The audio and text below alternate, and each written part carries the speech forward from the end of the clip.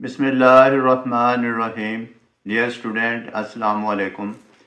आज का हमारा टॉपिक है class 6 math, chapter 6, exercise 6.2। Question number 1 दिया हुआ है, right the following sentences symbolically.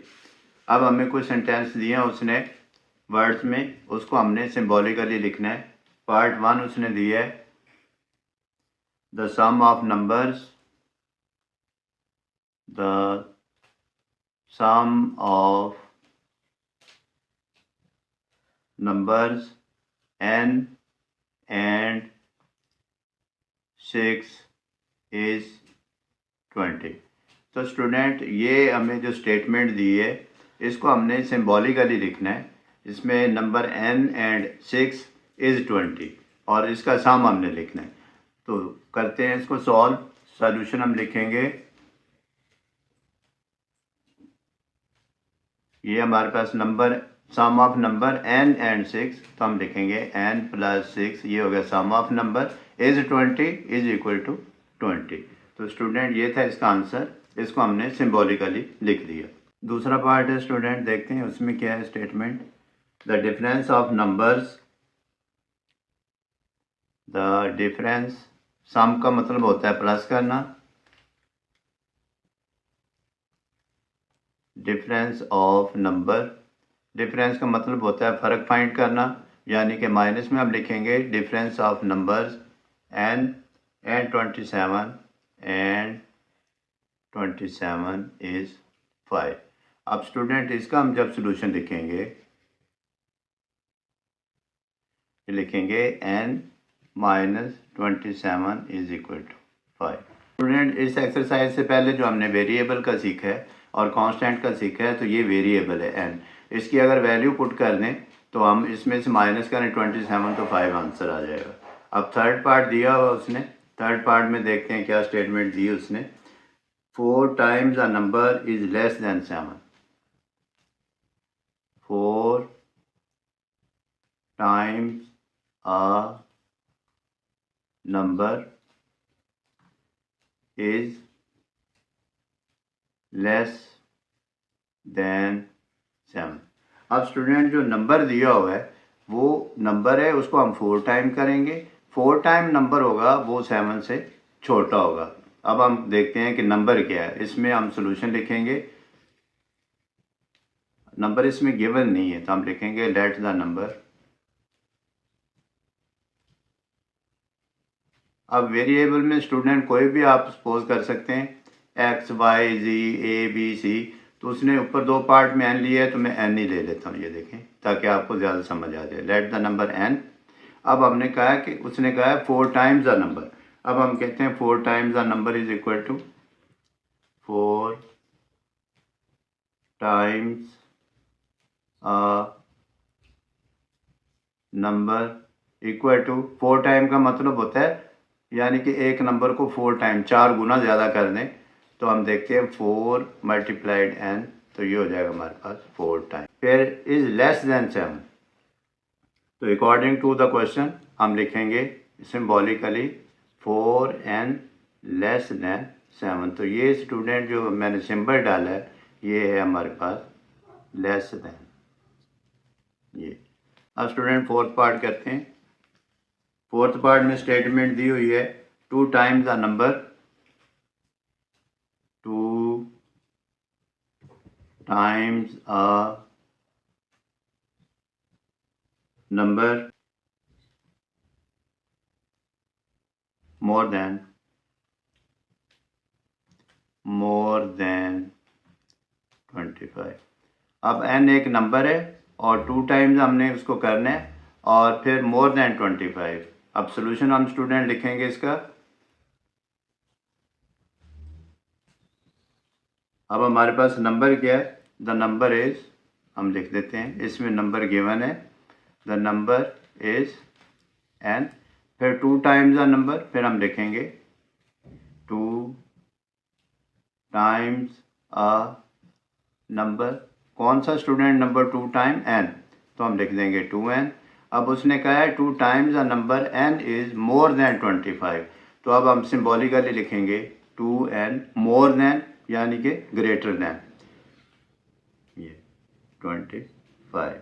तो ये हमारे पास सिंपल आ जाएगा मोर देन का 2n मोर देन 25।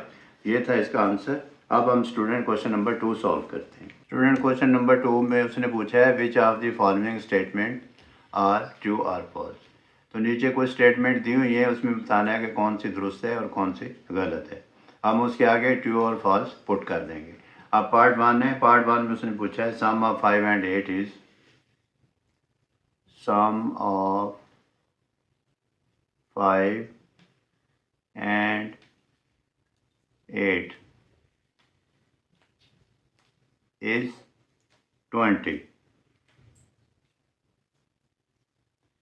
तो स्टूडेंट इसको देखते हमें पता चल जाता है कि फॉल्स है, क्योंकि 5 और 8 का सम जो होता है वो 20 नहीं होता, वो 13 होता है। अब हम इसको सोल्यूशन में लिख देंगे फॉल्स। इसके आगे भी आप स्टेटमेंट लिख सकते हैं, ये देखें, इसके आगे लिख दें फॉल्स।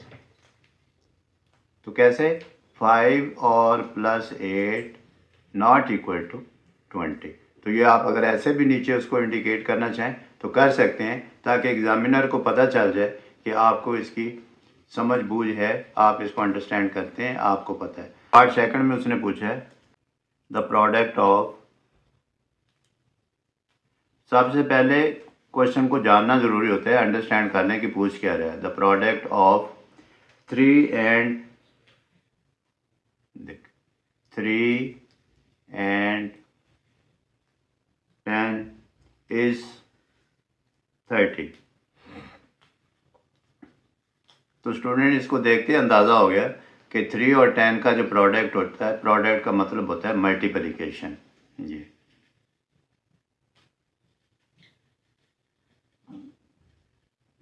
तो 3 और 10 को जब हम मल्टीप्लाइड करेंगे तो 30 आंसर आ जाएगा। तो इसके सामने हम लिख देंगे ट्रू। थर्ड पार्ट में उसने स्टेटमेंट नहीं दी, सिंबॉलिकली लिखा है 9 प्लस 19 इज इक्वल टू 28। तो स्टूडेंट ये हमें क्या लग रहा है, इसको हम प्लस करके देख लेंगे, ये आ जाएगा 28। 28 इज इक्वल टू 28, तो इसके आगे लिख देंगे ट्रू। फोर्थ पार्ट में जो स्टूडेंट वैल्यू उसने दी है, फोर्थ पार्ट में उसने कहा है 6 प्लस 8 माइनस 2 इक्वल टू 0। अब स्टूडेंट ये उसने डिमॉस मेथड यूज़ किया है। तो डिमॉस मेथड के लिए सबसे पहले हम इसको देखेंगे, सॉल्यूशन इसका फाइंड करते हैं। सॉल्यूशन में लिखेंगे 6 plus 8 minus 2 is equal to 0। फिर 6 पहले ब्रैकेट के अंदर जो वैल्यूज़ को सॉल्व करें, 8 माइनस 2 6 इज इक्वल टू 0। तो स्टूडेंट ये आता है हमारे पास 12 आंसर। 12 इज इक्वल टू 0, तो ये नॉट इक्वल टू 0 होता है, इसको हम लिख देंगे फॉल्स। फिर स्टूडेंट फिफ्थ पार्ट दिया है। फिफ्थ पार्ट में हम वैल्यू देखते हैं क्या दी है। उसने कहा है 7/8 प्लस 3 ग्रेटर दैन 16। तो स्टूडेंट इसको हम सॉल्व करेंगे। सॉल्व करने के अलावा इसको कोई हल नहीं है, हमें वैसे इसको देखते ही पता नहीं चल सकता। अब हम सॉल्व करते हैं। सॉल्यूशन लिखेंगे 7/8 प्लस 3 ग्रेटर दैन 16। अब ग्रेटर दैन का सिंबल साथ साथ ऐड करेंगे। इसके नीचे डिनोमिनेटर 1 है, 8 इसका एलसीएम आ जाएगा। तो 8 को 8 से डिवाइड किया 1 7 आ जाएगा, प्लस 1 को 8 पे किया 8 8 3 24 ग्रेटर दैन 16। अब 7 और 24 को जब प्लस करेंगे तो ये आंसर आ जाएगा is equal to 31/8 greater than 16। Student 8 को अगर 31 को 8 पे डिवाइड करें तो तकरीबन 4 के करीब आती है वैल्यू। अब देखें 31 को अगर 8 पे डिवाइड करें तो नियर अबाउट 8 4 32, 8 3 27। तो 1 इसमें से आ जाएगा, 7 4 और 0.085 8 3 24 होता है स्टूडेंट। 24 9 सॉरी 11 माइनस 4 7 आ जाएगा, पॉइंट लगाया 0 आ जाएगा। और 8 7 8 8 64, 8 9 72, 8 8 64, फिर 6 आ जाएगा इसमें नीचे। तो करते जाएंगे तो ये नियर अबाउट 3.9 समथिंग वैल्यू आ जाएगी, that is not greater than 16। तो हम इसको लिख देंगे फॉल्स। तो स्टूडेंट ये था आज का हमारा टॉपिक और क्वेश्चन नंबर 1 और 2 हमने सॉल्व कर लिए। आप प्रैक्टिस करें, practice makes a man perfect. अपना बहुत सारा ख्याल रखिएगा। अल्लाह हाफिज़।